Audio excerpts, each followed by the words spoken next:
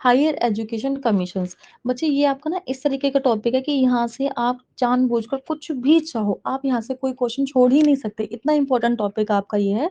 तो आज की हमारी क्लास में जो मेन टॉपिक रहेगा वो रहेगा आपके हायर एजुकेशन कमीशंस। इसके अंदर जो कमीशंस है ना वो आपके दो पार्ट में डिवाइड है, एक है आपका प्री इंडिपेंडेंस और एक हो जाएगा आपका यहाँ पर पोस्ट इंडिपेंडेंस। तो यानी कि हमारी इंडिपेंडेंस से पहले वाले कमीशन कौन से हैं और इंडिपेंडेंस से बाद वाले कमीशन, और इन्होंने हमारी एजुकेशन हायर एजुकेशन के अंदर क्या क्या चेंजेस करे, किस तरीके से चेंजेस करे, क्या क्या नई चीजें हैं आपकी। तो एक तरीके से इवेल्यूशन है आपका हायर एजुकेशन से। सबसे पहले आया था आपका चार्टर एक्ट 1813 में। एक तो आप इसका ईयर भी याद रखोगे कि चार्टर एक्ट सबसे पहला है और ये कब आया था, तो दैट इज इन 1830। इधर तो इसमें देखो, इसका सबसे पहले इसमें ना कुछ की पॉइंट्स मैं साथ साथ बता दूंगी जो आपको याद रखने हैं। इसका जो मोटिव था वो था बेसिकली यहाँ पर स्प्रेड क्रिश्चियनिटी। इनका मोटिव यही था कि क्रिश्चियनिटी को वहां पर स्प्रेड करना है। देखो इस टाइम पर ब्रिटिश कंट्रोल चल रहा था हमारे इंडिया के ऊपर, तो वो जो significant in legislative development in British India. तो इसका जो ये मोटिव है, फर्स्ट पॉइंट होगा आपका ये स्प्रेड क्रिश्चियनिटी। इसी को प्रमोट करने के लिए इन्होंने क्या किया था, यहाँ पर 1 लाख रुपी साल का, 1 साल रुपया यहाँ पर खर्च किया था क्रिश्चियनिटी को प्रमोट करने के लिए। तो it allocated funds for promotion of education in India reflecting the colonial government growing interest in education. तो इस पे ध्यान नहीं देना, इस पे ध्यान नहीं देना। ये फर्स्ट पॉइंट, ये आपका रीजन कि उसने क्या किया क्रिश्चियनिटी को प्रमोट करने के लिए। The funds were primarily intended to support. अब जो 1 लाख रुपए का इन्होंने क्या किया, कंस्ट्रक्शन, स्कूल बनवाए, कॉलेजेस बनवाए। इनका सबसे मेन रोल था आपका क्रिश्चियनिटी का यहाँ पर। तो ये चीजें होंगी आपकी हायर एजुकेशन में, चार्टर एक्ट के अंदर ये चीजें हुई थी। इन्होंने अभी सेकंड इंपॉर्टेंट ये रहेगा आपका, इसी चार्टर एक्ट के अंदर 1817 में आपका हिंदू कॉलेज सेटअप किया। यही हिंदू कॉलेज बाद में बन गया आपका प्रेसिडेंसी कॉलेज, और यही प्रेसिडेंसी कॉलेज बन गया आपका प्रेसिडेंसी यूनिवर्सिटी। ईयर भी याद रखोगे और ये आप डेट भी याद रखोगे, सॉरी ईयर डेट एक ही तो है, और कॉलेज भी याद रखोगे।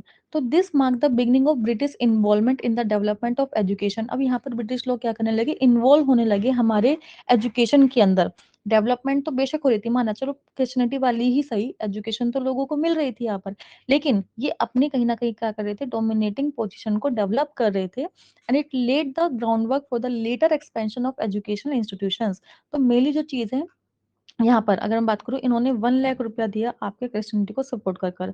जिस 1 लाख रुपए से क्या किए, आपके स्कूल्स बनवाए, आपके कॉलेजेस बनवाए। फिर यहाँ पर सबसे पहला जो कॉलेज बना था वो आपका हिंदू बना, यही बाद में प्रेसिडेंसी कॉलेज बन गया और यही बाद में प्रेसिडेंसी यूनिवर्सिटी बन गया 1817 में, 1855 में और 2010 के अंदर। और यहीं से इन्होंने क्या किया, हमारी एजुकेशन डेवलपमेंट के अंदर अपना इन्वॉल्वमेंट डालना स्टार्ट कर दिया। किसने, ब्रिटिश गवर्नमेंट ने आपका।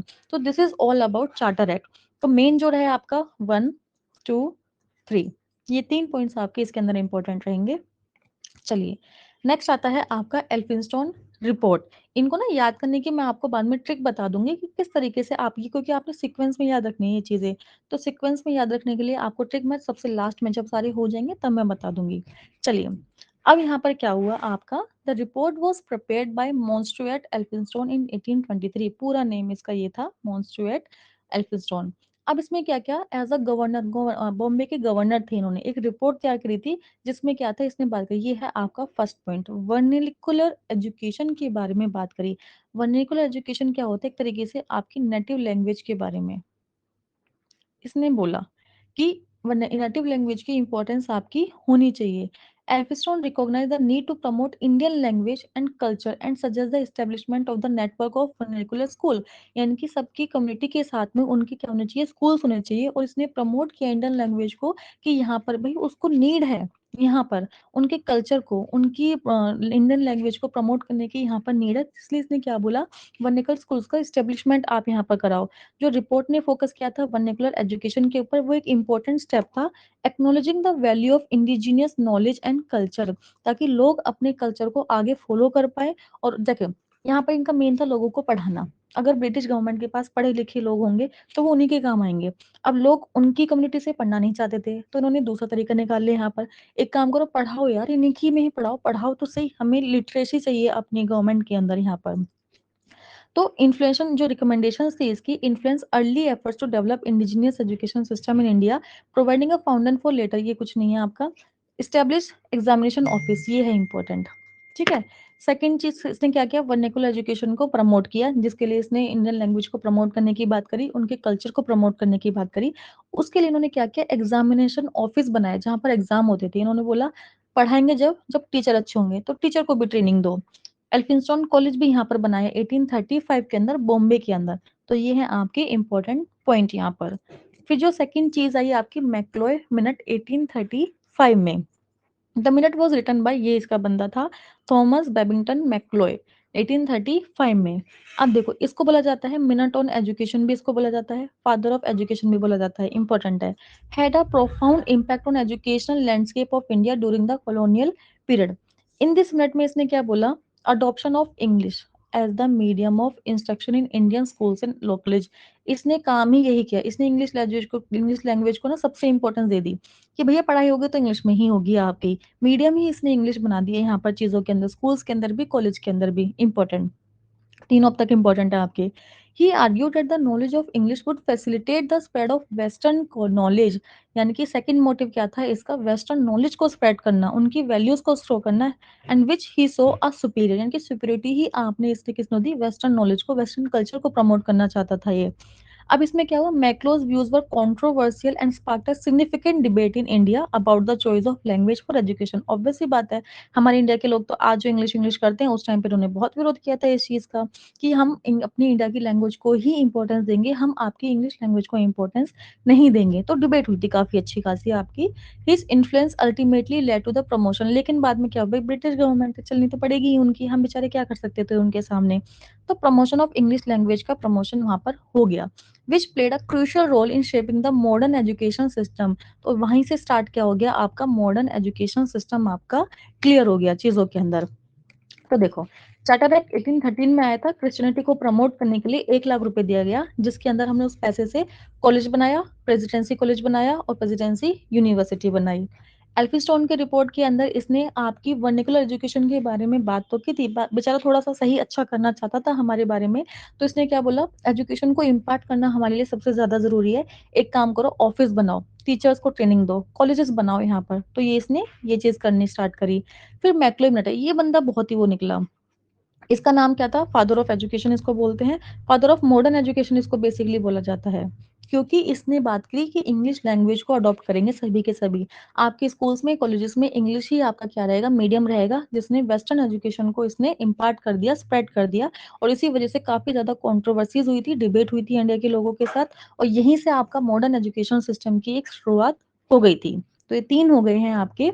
इसके अंदर जो सबसे इंपॉर्टेंट आई, ये रिपीटेड क्वेश्चन है यहाँ से आपका, इनफिल्ट्रेशन थ्योरी, बहुत ही इंपॉर्टेंट पॉइंट है आपका, that is your infiltration theory. अब इसमें मैं पहले ही बता दूं आपके इनफिल्ट्रेशन थ्योरी क्या था। एक तो इसका मोटिव क्या था, इंग्लिश लैंग्वेज को हमें प्रमोट करना है। इसने बोल दिया था कि हमें इंग्लिश को ना इतना इनके रग रग में भर देना है कि जो इंडिया के लोग हैं वो कलर में तो क्या रहेंगे इंडियन, लेकिन ब्लड में क्या हो जाएंगे अंग्रेज। और बच्चे भी अंग्रेज पैदा होते हैं हमारे यहाँ पे। रीजन क्या है भैया, हमारा कलर ही इंडियन है, हम अंदर से क्या बन जाते हैं, वी आर टोटली अंग्रेज हेयर। तो यही इनका क्या था। सेकंड चीज इसमें एक पॉइंट ये लिखोगे, इसने बोला अपर क्लास के लोगों को पढ़ा दो।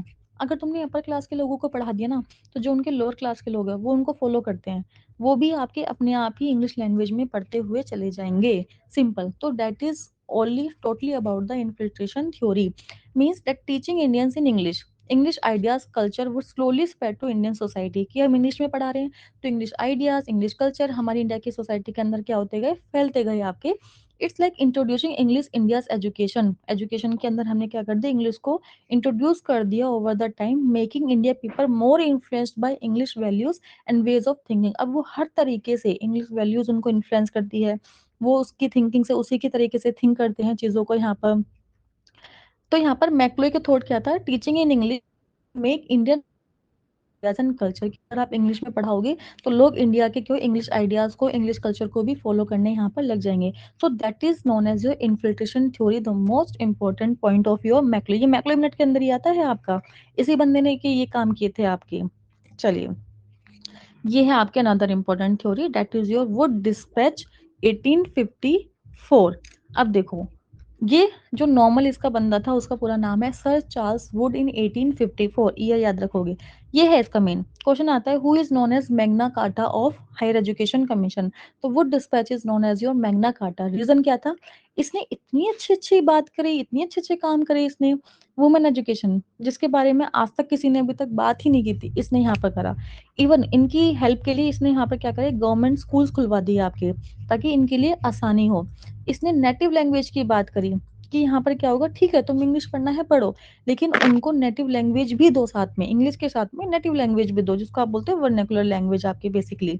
फिर इसने बहुत सारे कॉलेज, ये तो बता दिया मैंने, कॉलेजेस खुलवाए, स्कूल्स खुलवाए आपके इंडिया में काफी जगहों पर। तो देखो, Wood dispatch is a seminal document that led the foundation for the development of a comprehensive education system.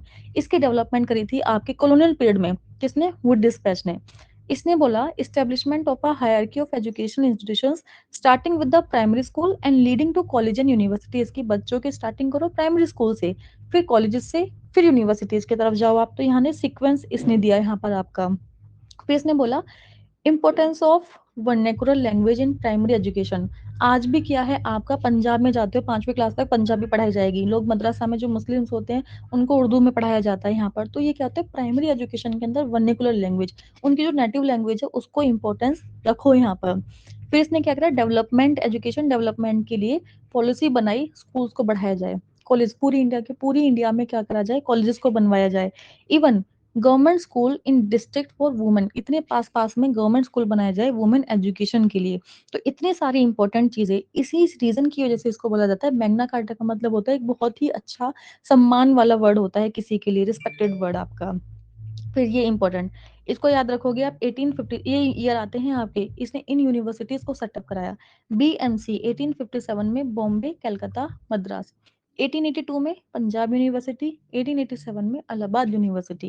ये वाला क्वेश्चन तो अभी शायद पीवाईक्यू आपका 2023 के अंदर ही आया है कि इलाहाबाद यूनिवर्सिटी कौन से हायर एजुकेशन कमीशन में किसके थ्रू लाई गई थी।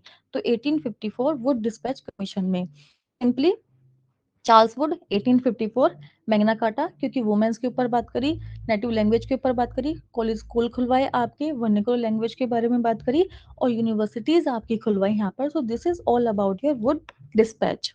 हंटर कमीशन, अब देखो इसने याद रखना है, हंटर जो वो नहीं होते, ऐसे टाइप की आपकी रस्सी होती है और उसमें ये निकली होती है वो भैंसों वैसों को मारने के लिए जैसे चलाया जाता है आपका।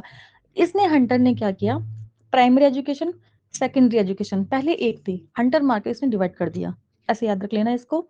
तो 1882 में आया था सेग्रीगेट, यानी कि आपने इसको क्या कर दिया है, तोड़ दिया प्राइमरी एंड सेकेंडरी एजुकेशन को, यानी कि आपने क्या कर दिया, पार्ट में डिवाइड कर दिया इसको, दो हिस्सों में। ये आपके पूरे नेम थे आपका, sir William Wilson Hunter was form the assess the state of education India. वैसे ना इसके अंदर ये लाइन अपने आप में इनफ है यहाँ पर। तो इसने क्या किया, कमीशन में रिकमेंड किया expansion of education particularly in the science and vocational field. Science और वोकेशनल फील्ड में इसको इम्पार्ट करने की बात करी कि थोड़ा एक्सपेंड करो यहाँ पर चीजों को आप। It proposed reforms in the Indian education system to make it more responsive to the need of society. Commission finding contributed to shaping, ये कुछ भी करने की आपको नीड नहीं, इसका मेन पॉइंट ना एक ही है।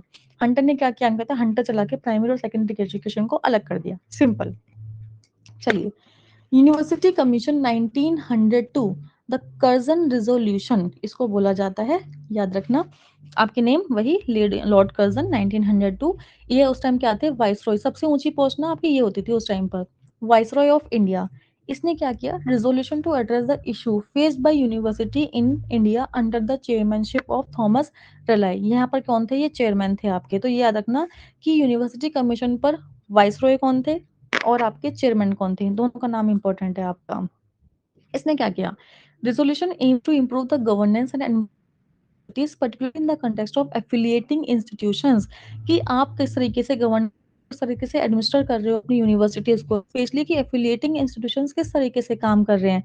फिर उन्हें बोला कि मोर रिग्रेस एग्जामिनेशन सिस्टम आपका होना चाहिए, एग्जामिनेशन सिस्टम को इम्प्रूव करो थोड़ा और, इनको अच्छे से कराओ यहाँ पर एग्जामिनेशन सिस्टम को, and higher standard of education.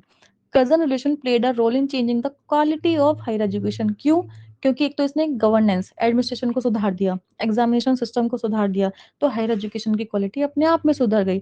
But they rejected, अब यहाँ पर क्या हुआ था ना, बहुत सारी यूनिवर्सिटीज के प्रपोजल आए थे आपके, पटना यूनिवर्सिटी है आपकी, और आपकी इलाहाबाद इलाहाबाद तो पहले ही बन चुकी थी।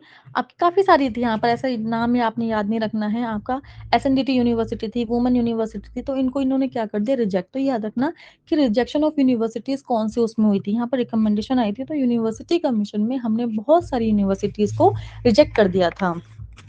अब देखो, नेशनल काउंसिल ऑफ एजुकेशन 1905, ये आई आपकी 1905 में, जो कि national council of education important, founded by Swami Vivekananda and other to promote education in India.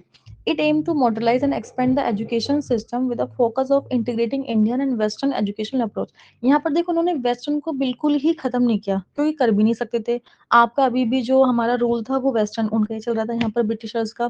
तो लेकिन इन्होंने इतने स्टेप उठा लिए कि इंडिया के लोगों अपनी मर्जी से भी अपने उसको कर सकते हैं यहाँ पर। तो यहाँ पर क्या हुआ, फ्यूचर ऑफ एजुकेशन को एक शेप दी गई, स्पेशली इन बंगाल, क्योंकि स्वामी विवेकानंद आपके एक बंगाली ही थे, तो वहां पर उन्होंने अपने हक के लिए, लोगों के हक के लिए ये सब काम करवाए। ये है इंपॉर्टेंट। इनके केस में क्या हुआ, Jadavpur university has been set up by a swadeshi movement. एक स्वदेशी मूवमेंट हुई थी जिसके अंदर आपकी ये वाली यूनिवर्सिटी को सेटअप किया गया था। शांति निकेतन, आपके रविंद्रनाथ टैगोर ने शांति निकेतन को फाउंड किया।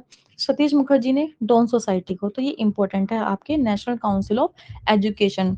किसने फाउंड किया, स्वामी विवेकानंद ने आपका।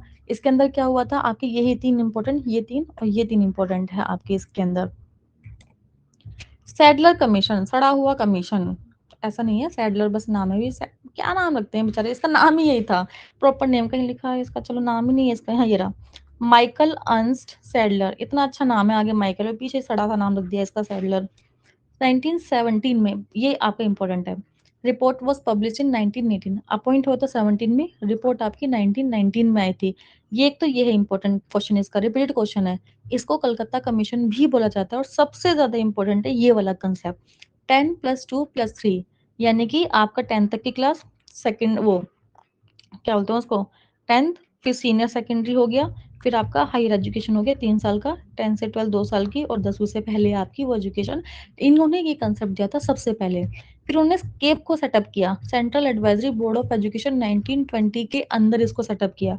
और ये क्वेश्चन ने तो हद मचा रखी है, इतना रिपीट में क्वेश्चन है, ये इतनी बार रिपीट है कि मैं ही पागल हो गई हूँ उसको देखते देखते।